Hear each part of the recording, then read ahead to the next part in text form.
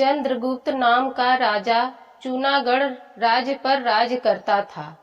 उसके 4 बेटे थे। वे चारों बहुत बहादुर थे। उनमें से मदन सेन प्रतापी और बहादुर होने के साथ वह बहुत सुंदर था। उसके चेहरे पर सूर्य का तेज था। मदन सेन की पत्नी का नाम चंद्रप्रभा था। वह भी सुंदर और तेजवान थी। अपनी सुंदरता का उसे बहुत गुरूर था। अपने आगे वह किसी भी स्त्री को नहीं समझती थी। चंद्रप्रभा काफी होशियार थी। राजा चंद्रगुप्त किसी गलती पर मदन सेन को देश निकाला की सजा दे दिया। मदन सेन यह सुनकर बहुत दुखी हुआ और अपने महल में आया। मदन सेन का उतरा चेहरा देखकर चंद्रप्रभा मदन सेन से बोली, क्या बात है? सूर्य के तेज जैसा चमकने वाला चेहरा इतना मुरझाया क्यों है? मदन सेन ने कहा, महाराज ने मुझे 12 वर्षों का देश निकाला दिया है, इसलिए आखिरी बार तुमसे मिलने आया हूँ। इतना सुनकर चंद्रप्रभा मूर्छित होकर जमीन पर गिर पड़ी। मदन सेन शीतल जल चंद्रप्रभा के मुख पर छिड़का। थोड़ी देर बाद चंद्रप्रभा होश में आई और बोली, आप मुझे छोड़कर कैसे जा सकते हैं? मैं आपके बिना एक क्षण भी नहीं रह पाऊंगी। मैं भी आपके साथ चलूंगी। मदन सेन चंद्रप्रभा की यह बात सुनकर सोचता है, यह मुझसे बहुत प्रेम करती है, यह मेरे बिना नहीं रह पाएगी। मदन सेन चंद्रप्रभा को साथ लेकर चल देता है। दोनों दिन भर चलते चलते एक जंगल में पहुंच गए। वह बहुत ही थक चुके थे। थोड़ा आराम करने के लिए वह दोनों एक पेड़ के नीचे बैठ गए। शीतल हवाओं के झोंके और काफी थके होने की वजह से उनकी आंख लग गई। कुछ ही देर बाद एक सांप कहीं से आया और चंद्रप्रभा को डस लिया। चंद्रप्रभा तड़पने लगी। तभी मदन सेन की आंख खुली और उसने सांप को जाते देखा। वह समझ गया सांप ने रानी चंद्रप्रभा को डस लिया है। थोड़ी ही देर में सांप के जहर से चंद्रप्रभा की मृत्यु हो गई। अपनी पत्नी को मरा देखकर मदन सेन जोर जोर से रुदन करने लगा। मदन सेन की तेज रुदन की आवाज सुनकर जंगल के सभी जानवर गरजने लगे। मदन सेन सोचता है, जब मेरी प्रिय पत्नी, जिसको अपने प्राणों से प्रिय मानता था, वही नहीं रही तो मैं जीकर क्या करूंगा? मैं भी इसी के साथ जलकर अपने प्राण दे दूंगा। मदन सेन रुदन करते हुए जंगल में लकड़ियां इकट्ठा करने लगा। संयोगवश उसी जंगल में माता पार्वती और महादेव शिव शंकर पृथ्वी का भ्रमण करते हुए आ पहुँचे। माता पार्वती की निगाह मदन सेन पर पड़ी। वह बहुत दुखी दिखाई दे रहा था और वह कह रहा था, चंद्रप्रभा, मैं तुम्हारी चिता में जलकर अपने प्राण दे दूंगा। माता पार्वती को मदन सेन पर दया आई और महादेव से बोली, हे प्रभु, यह मनुष्य बड़ा ही दुखी है। इसका दुख मुझसे नहीं देखा जा रहा है। कृपा करके इसकी मदद कीजिए। माता पार्वती की बात सुनकर महादेव ने कहा, देवी, इसलिए मैं अपने साथ आपको पृथ्वी लोक का भ्रमण करने के लिए नहीं ला रहा था। यहाँ अपने अपने कर्मों के हिसाब से सुखी और दुखी मनुष्य रहता है।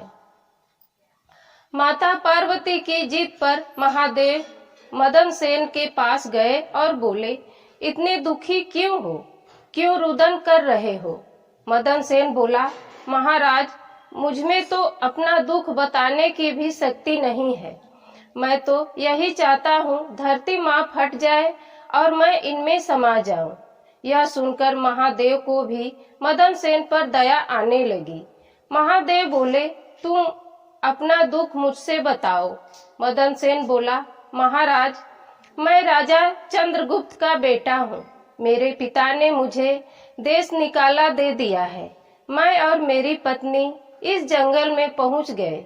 हम दोनों यहीं बैठकर आराम कर रहे थे।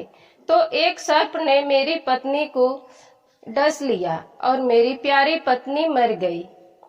अब अपनी प्रिय पत्नी के साथ चिता में मैं भी जलकर अपने प्राण दे दूंगा। जब मेरी प्रिय पत्नी ही इस दुनिया में नहीं रही तो मैं जीकर क्या करूंगा।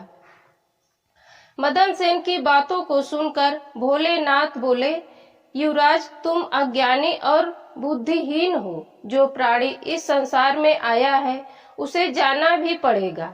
अभी तुमको बहुत सी राजकुमारी मिल जाएंगी जिससे तुम शादी करके सुखी जीवन बिता सकते हो। महादेव से मदन सेन ने कहा, प्रभु, बहुत सी मिल तो जाएंगी पर चंद्रप्रभा जैसी पतिव्रता पत्नी नहीं मिलेंगी, इसलिए मैं भी अपनी प्यारी पत्नी की चिता में अपना प्राण त्याग दूंगा। महादेव समझ जाते हैं कि यह अपनी पत्नी के बिना नहीं रह पाएगा। तब महादेव ने कहा, मदन सेन, मैं एक तरह से तुम्हारी पत्नी को जीवित कर सकता हूँ। इसकी तो जितनी उम्र थी यह जी चुकी है। अभी तुम्हारी 50 वर्ष की उम्र बाकी है।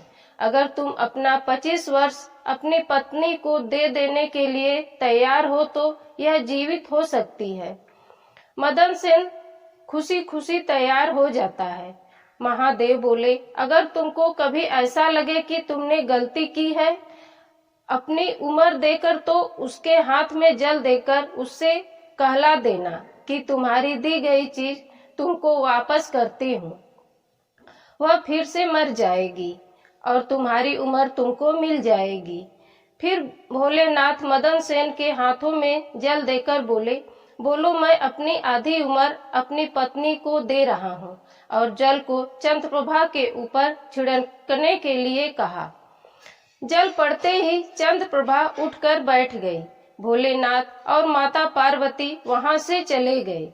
उसके बाद मदन सेन और चंद्रप्रभा आगे के लिए चल देते हैं। चलते चलते कुछ आगे पहुंचे तो उनको एक कुटिया दिखाई पड़ी। थोड़ा आराम के लिए वह दोनों उस कुटिया में जाते हैं। कुटिया में एक फकीर बैठा था जो हट्टा कट्टा खूबसूरत नौजवान था। मदन सेन और चंद्रप्रभा वहीं बैठ जाते हैं। मदन सेन को बहुत जोरों की प्यास लगी थी। वहीं कुछ दूर पर एक कुआं था। मदन सेन बोला, मैं पानी पीने जा रहा हूँ, अगर तुमको भी पीना है तो लेते आऊंगा। चंद्रप्रभा ने कहा, मुझे प्यास नहीं है, तुम पीकर आओ। मदन सेन डोरी बाल्टी लेकर कुएं की तरफ चला जाता है। इधर चंद्रप्रभा अपने बारे में फकीर से बताती है, वह कैसे यहाँ आई। फकीर बोला, क्यों ना तुम यहीं मेरे साथ रह जाती हो। चंद्रप्रभा बोली, मन तो मेरा भी है पर मेरा पति साथ में है तो यह कैसे होगा। तब फकीर बोला, तुम अपने पति को कुएं में ढकेल दो, फिर हम साथ रह सकते हैं। यह बातें हो रही थी तब तक मदन सेन आ जाता है। चंद्रप्रभा कहती है, मुझे भी पानी पीना है। मदन सेन बोला, अभी तो तुमको प्यास नहीं थी। ठीक है, मैं पानी लेकर आ रहा हूँ। मदन सेन कुएं की तरफ जाने लगता है तो चंद्रप्रभा बोली, मैं भी तुम्हारे साथ कुएं पर चलती हूँ। बेचारा मदन सेन अपनी पत्नी से इतना ज्यादा प्रेम करता था, वह तिरिया चरित्र को समझ नहीं पाता है। मदन सेन कुएं में पानी निकालने लगता है। उसी समय चंद्रप्रभा ने मदन सेन को धक्का दे देती है और मदन सेन कुएं में गिर जाता है और चंद्रप्रभा खुशी खुशी फकीर के पास आती है। फकीर अपना सामान समेटता है और दोनों वहां से चल देते हैं।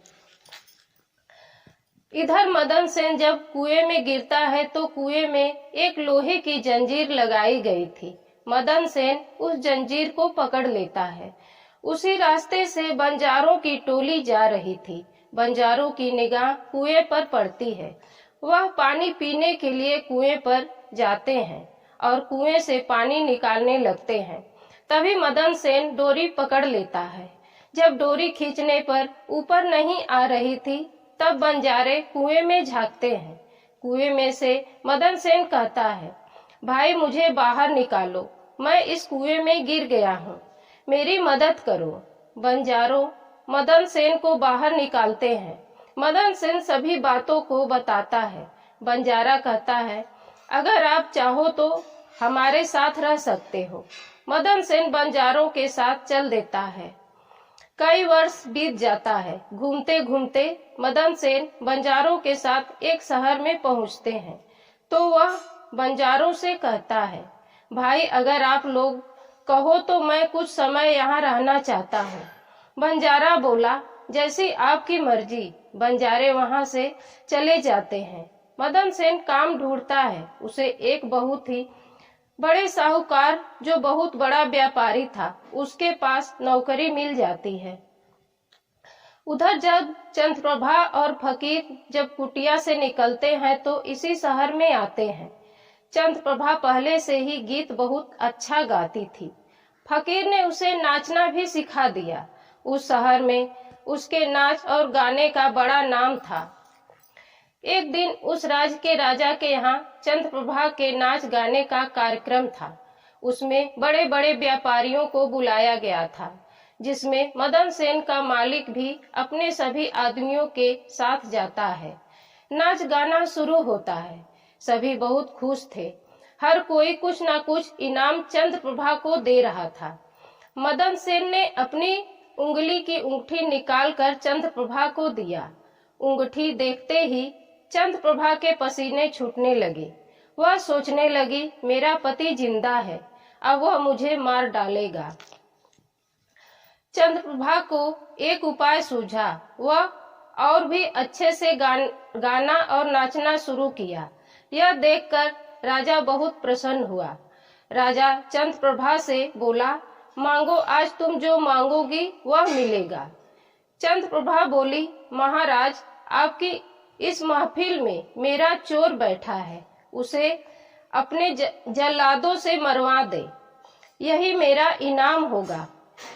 मेरा सब कुछ लूट लिया है। राजा बोला, कौन है, उसे बाहर निकालो। चंद्रप्रभा ने मदन सेन का हाथ पकड़कर ले आई। राजा ने आदेश दिया, इसके प्राण ले लिए जाएं।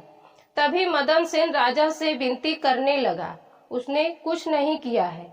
मदन सेन अपने मालिक व्यापारी के पास गया और बोला, राजा से बोलिए मेरी 2 बातें सुन ले, उसके बाद मेरे प्राण ले लें। व्यापारी राजा से बोला, मेरा आदमी निर्दोष है, इसकी 2 बातें सुन लीजिए, उसके बाद अगर गलत है तो इसके प्राण ले लिए जाएं। राजा बोला, ठीक है, क्या कहना चाहते हो? राजकुमार मदन सेन बोला, महाराज मैंने इसका कुछ नहीं चुराया है, बल्कि इसने मेरा चुराया है। अगर ऐसा नहीं है तो इसको बोला जाए अपने हाथ में जल लेकर बोले, इसने जो भी मेरी चीज लिया है वापस कर रही है, उसके बाद आप मेरे प्राण ले लीजिए। यह सुनकर चंद्रप्रभा सोचती है, यह बोलने में क्या हर्ज है। चंद्रप्रभा अपनी हथेली पर जल लेकर बोली, मैंने जो भी इसकी चीज ली हूँ आज मैं उसे वापस करती हूँ। यह बोलकर जैसे ही जल को गिराई, चंद्रप्रभा गिरी और मर गई। यह देखकर अफरा तफरी मच गई। पूछने पर मदन सेन अपनी सारी कहानी राजा को बताया। राजा ने राजकुमार को सम्मान के साथ स्थान दिया और अपनी पुत्री के साथ राजकुमार मदन सेन का विवाह कर दिया। दोस्तों, इस स्टोरी से क्या प्रेरणा मिलती है, क्या सीख मिलती है, कमेंट में जरूर बताएं। स्टोरी अच्छी लगी तो लाइक अवश्य करें, साथ में चैनल को सब्सक्राइब करके मेरे मनोबल को मजबूत बनाएं। मिलते हैं अगली स्टोरी में, तब तक के लिए स्वस्थ